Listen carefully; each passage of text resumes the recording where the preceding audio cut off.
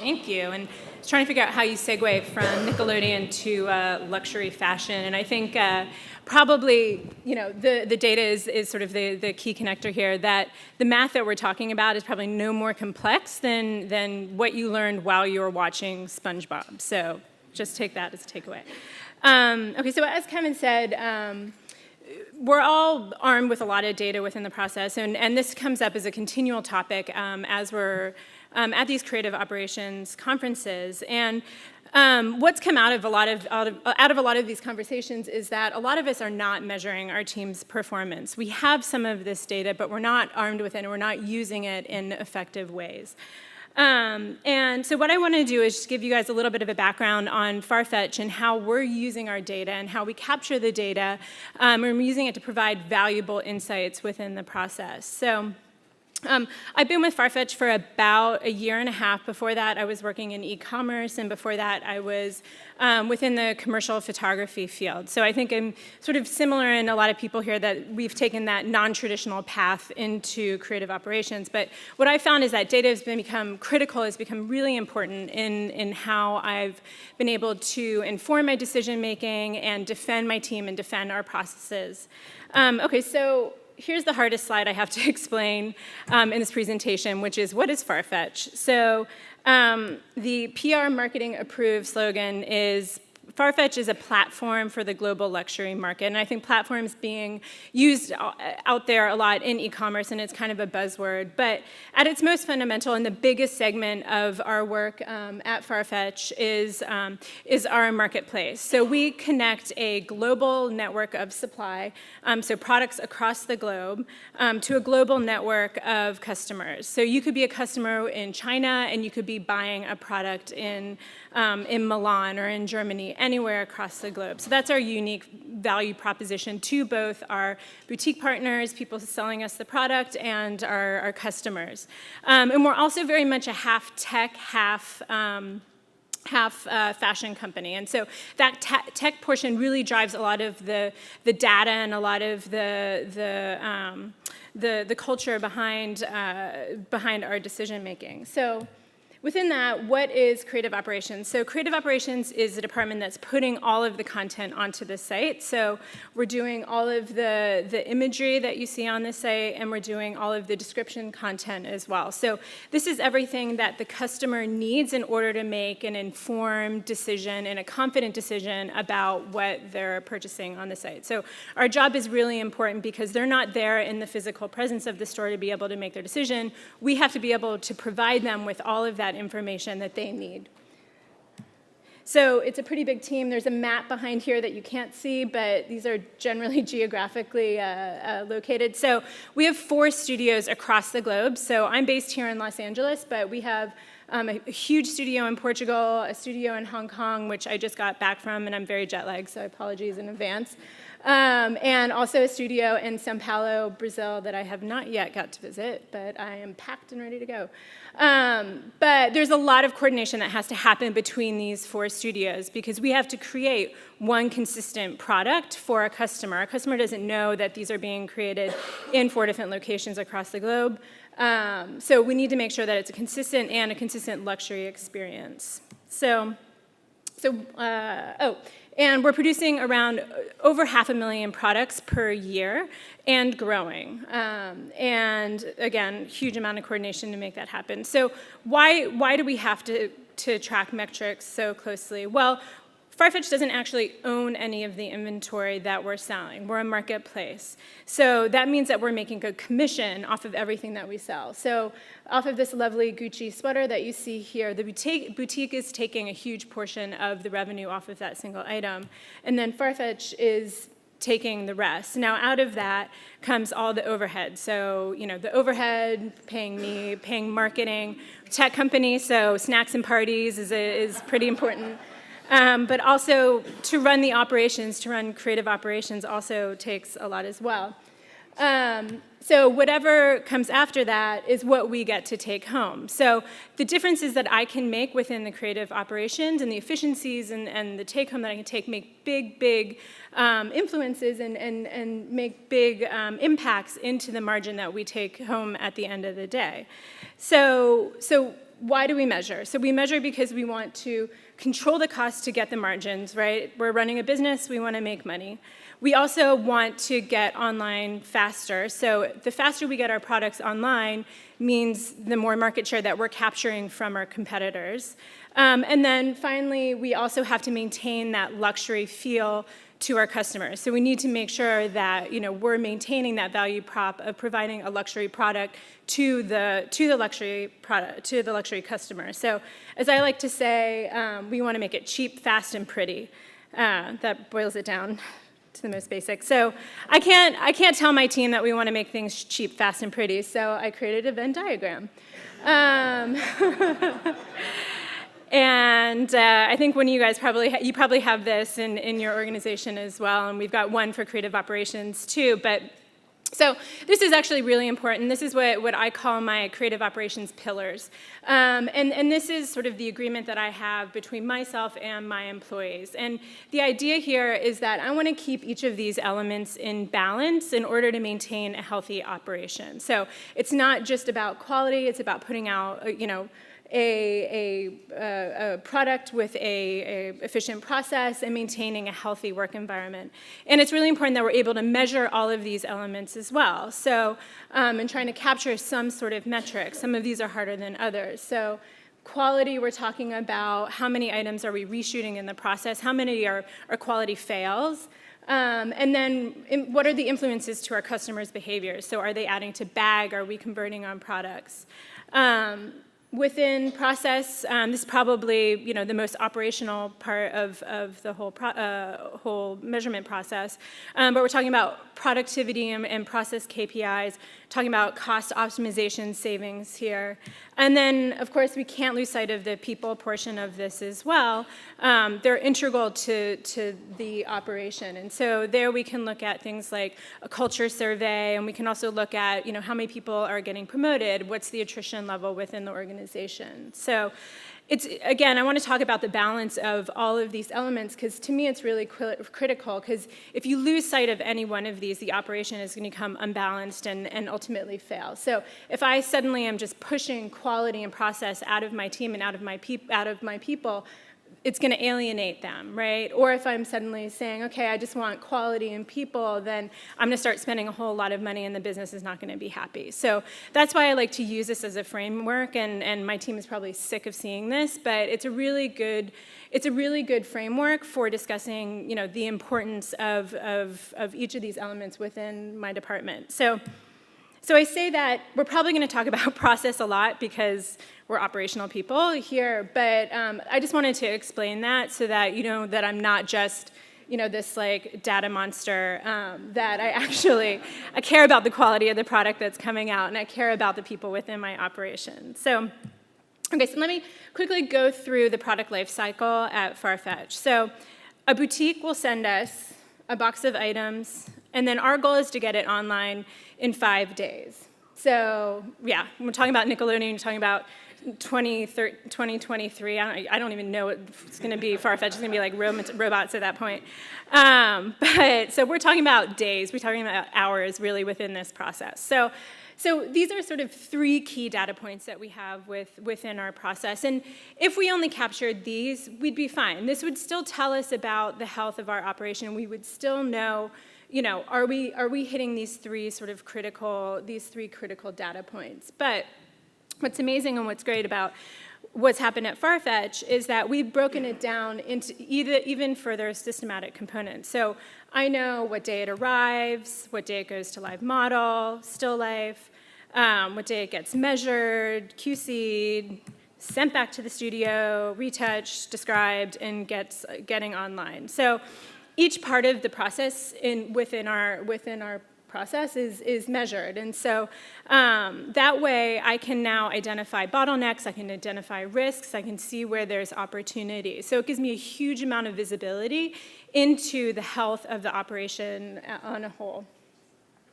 So again, this is about getting yourself an analyst. So who's doing the measurement? So mostly not me. This is not a process that I invented. This is a process that I'm sort of stewarding forward, and it was built by a group of engineers. It was built by analysts, and it's continually being built by the team. So we have a big focus within Farfetch on continuous improvement, and we're talking about Agile maybe later in the day, I'm not sure. But we'd adopt a philosophy called Kaizen, which means continuous improvement, basically, in Japanese. And again, so this is a process that is continually evolving. Now, that's not to say, like, do I get in there? I don't write SQL code, but yes, I do get in there and do a couple pivot tables and VLOOKUP every once in a while. But for the most part, this is a process, that I have a huge amount of help and support in. So, okay, so with that, I might need to get a little bit of water here in a second. Wanted to give you guys an idea of a day in the life at Farfetch and how do we actually use all this data that we're capturing and that we're collecting. So every morning we start with what I call a stand-up. And this actually happens twice a day. So it happens at 8:30 a.m. and then it happens also just after lunch. So this is a time for us just to have a discussion about how the day is going. And this is how I'm getting my creative team to talk about metrics and talk about numbers. So what I've done is, I think everybody's probably familiar with the RAG system, red, amber, gold. And so to them, they know green equals good, yellow's doing all right, and then red is like, okay, there's an opportunity here for improvement. And there's a lot of information here to unpack, but just to give you an overview of these top two lines, the cycle efficiency, utilization efficiency. Cycle efficiency is like your pace. So think of it like your mile pace. If you're hitting your mile pace, you're at 100%. If you're going over your mile pace and you're running a really, really fast race, you're going to be over 100%, or if you're running a little slow that day, you'd be below 100%. Utilization is a measure of waste, so it's a measure of stop time within the process. So in this instance, we're at 78%, so that means that there's 22% waste in the process, which probably equals to around an hour, a little more than an hour of time that we've had stopped on set. So the way this conversation would go at Morning Stand-Up was like, hey guys, how'd we do yesterday? And by the way, we do a rotating. So this is not just me talking every day. We rotate it through every single person within the team leads this meeting. So it sort of forces them into this power position to kind of socialize and talk about the metrics. And so they'll say, okay, yeah, we were working really fast, but the computer broke down, or we ran out of product, or something happened within the product process to break that down. So then it's, okay, well, what can we do to improve? Well, we could amp up the RAM of the computer, or get the product out to set faster. So again, it's a conversation that we're having within the process. So how are we actually capturing this data that's going to fill in all of this? I'm sure you're wondering. So barcodes, simply. So we have every product that we have within the studio has a barcode that follows it around within the process, and then each station somebody signs in. So they're scanning that barcode at every single station and capturing a timestamp, so I know who worked on it and when. And so I have a whole host of data now that I'm able to work with, and a huge data set that I'm able to work with. So as it's going through this process, I know at what time and who worked on this at each step. We've also set what we call a target in each station. So this is what we expect people to be able to produce in each of these. And this is good because the objective is clear. It's not at the end of the day, there's a guessing game of how many items you should have produced. This is sort of the agreement between us and the employees of how much we think we should be able to produce in a day. So, and we know it doesn't always work out. Stuff is going to happen within the process. Some people need training. Some processes break down. But it's an opportunity here now to talk about how that's going and really on a day-to-day basis improve the process. And I want to stop and say it's also an opportunity to celebrate really great work. So if we were looking at this and we'd say, Mary Kate is at 124% efficiency, that's an opportunity to call that out and say a good job. So, all right, so it's 11 a.m. and we're trying to figure out how many heads we need for 2018. So if in this instance, I've received some sort of forecast from my business team, and they're telling me how many items I need to produce each month. Because I know how much I can produce in each studio, that's going to tell me then how many heads that I'm going to need to hire. So in this instance, it's telling me, okay, I'm probably going to need to hire around 2 people within the process, or two people for the team. So then I can start to make the case. Well, we can either freelance these people at this cost, or we can hire them at this cost. Or what are the risks if we don't hire at all, and what is our ability to deliver if we're not actually able to hire those people? So it's really powerful to have those numbers behind me, and if I didn't know and I didn't have sort of all of these steps and all of these objectives aligned, I would not be able to easily get to this kind of number and these kinds of detail and be able to inform my decision making for hiring. All right, so 2 p.m. rolls around, and I've got the meeting with my exec team, and I need to tell them like how we're doing within the operation. So this is definitely much more operationally data-heavy, metrics-driven conversations here.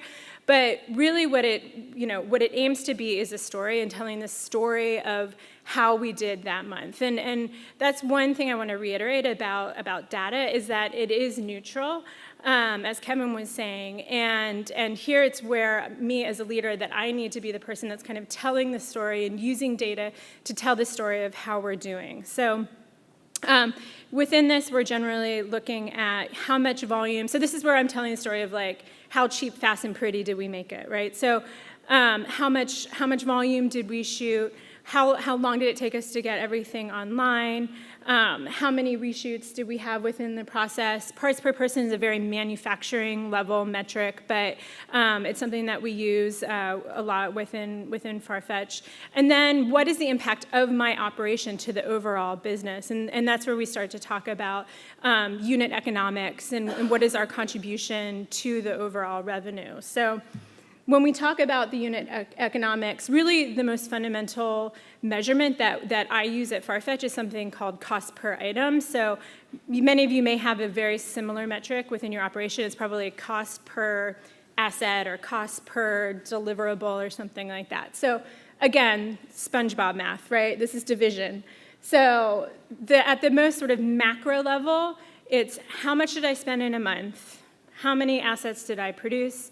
Is going to give me my cost per item, right? So I can look at that as sort of an overall macro number, and I then can look at our overall unit economics within the department. So what was our average order value or average selling price? And I can see where creative operations is fitting into that equation, and what do we need to play with. And so now that I know what my variables are here, because we've done the homework, I can then play with those if there's a directive. So if suddenly my exec comes to me and says, well, we need to reduce live model product by 50%, well, I know what my 2 variables are here. It's how much does it cost and how much are we producing. So either if it's, I want to reduce by 50%, either I need to reduce my cost by 50%, or I need to produce 50% more, or more likely probably something in between, right? So, but it allows me to know what my variables are and play with them. So the last meeting of the day we have here is project updates. So we follow, again, as being kind of a tech culture and that informing a lot of what we do. We have a big test and learn culture within our operations. So we like to play, and we like to think about what the impact of creative and making creative decisions can have on customer behavior. So in this instance, we're saying, should we shoot shoes on live model? Or a more testable hypothesis, does the revenue generated from shooting shoes on live model offset the cost of photography? So now that we know our cost per item, we can then do the SpongeBob math. And we can say our old cost per item, $50, new cost per item, $150. And then we're not just going to, do it and run it and cross our fingers. What we're going to do is what we call in the tech world an A/B test. So we're going to split our customers into 50-50. So 50% are going to see shoes on live model, 50% are going to see not going to see shoes on live model, and then we're going to run a test for any given amount of time for what we deem correct. And so here we're going to say, okay, well, what are the key influencing behaviors? Well, in this case, we're looking at, are they adding it to bag? Are they converting? Are they buying it? And then we're going to do the measurement. So we'll look at, okay, so let's just say in this example, and these are all hypothetical numbers, by the way, guys. So if, let's say, the yearly all-in cost is $25,000 to shoot all of these extra items, and we're making $300,000 off of it, then it's a go.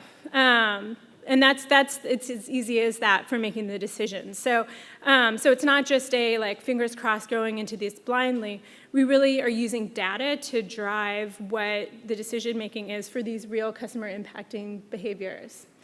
Okay, so last meeting of the day, happy hour. I wish this was the last talk of the day because we could be going happy hour right now. But okay, so is it perfect? Obviously not. So I think, a couple things here. One, we still rely on a lot of manual input. We still rely on some, human efforts to input data, which, 100 can easily go into 1,000 with just, bad data entry. So there is some manual input. There's still a lot of judgment calls, and I think anybody who's doing this kind of analysis or doing this kind of work will tell you the math is easy, but the judgment calls are really hard. So it's hard to know, when you use certain metrics, when you don't, who to include, who not to include. So that's a lot of what I focus on when I'm working with my analysts is doing kind of the common sense and taking the big picture view of what should we include, what should we not include. And then, there's this concept also of analysis paralysis. We're capturing a ton of data here. You saw those data points next to that barcode, and you can flip and pivot and use that information and then get into a rabbit hole of why have I even gone down this path, and what have I even done this for, and what does it even mean? So you have to be careful about that and take a step back again and really concentrate on what is the end goal here. And then I think finally, and most applicable to this group, is that we are measuring ultimately a qualitative process. So we're measuring a creative process. And how do you actually put, data next to something that is inherently subjective? And it's really hard. It's really hard. And what I can say ultimately is you can see the effects of it, and you can see the effects of what poor quality versus good quality looks like. But at the end of the day, it still is really hard, and I'm not going to lie, it still is really hard to make that argument to your exec team of what the difference of this and this looks like sometimes. But despite all that, it still works and it still is valuable. So let me break down why I feel like it works. So first, there's a clear business need with aligned objectives. My business tells me exactly what they expect out of me. They want items up cheap, fast, and pretty. So that's the agreement that we have. There's a culture of data collection and measurement. So this idea of using data and using metrics is imbued all throughout the organization in Farfetch and within creative operations as well. So it comes down to the Venn diagram. It doesn't matter if you're a stylist or you're the person packing the box or you're the person doing the photography or retouching or whatever. Everybody understands that these metrics are important to our day-to-day operation. Okay, so more to the tactical part of things. So the workflow is segmented, and each of those segments can be measured. So that, to me, I think is really important to be able to collect data. And then related to that, we have tools in place that allows us to support the capture of that data, support the input of that data, and then also taking that data back out of the process so that I can use it, or we can use it. And then finally, and most importantly, I have a lot of help and support. That creative operations is a team sport, right? Especially all of this data collection and this analysis. I don't come from an analyst background. I went to photography school. So I've needed people to help me throughout this process and learn from Google and learn from friends, and just hire people who are way smarter than me to do this work for me. So I encourage you all to find that person and find those people and hire those people on your team, because they'll be invaluable to making your operation and taking it to that next level and to that next level of sophistication. All right, so thanks.